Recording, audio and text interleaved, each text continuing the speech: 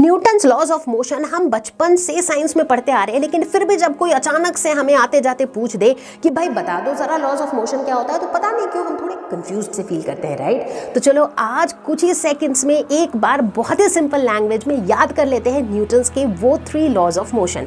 Newton's का first law जो कहता है a body at rest will remain at rest and a body in motion will remain in motion unless an external force is applied on it.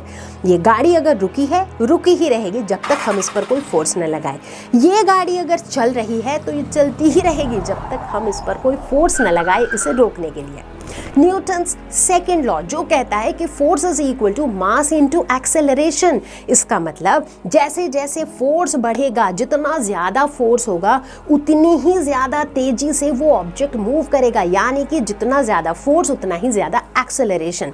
साथ ही साथ ये भी कहता है कि जितना ज़्यादा ऑब्जेक्ट का मास होगा उतना ही ज़्यादा फोर्स उस पर लगाना पड़ेगा, यानी कि m की वैल्यू जितनी ज़्यादा होगी फोर्स की वैल्यू भी उतनी ज़्यादा होनी पड़ेगी।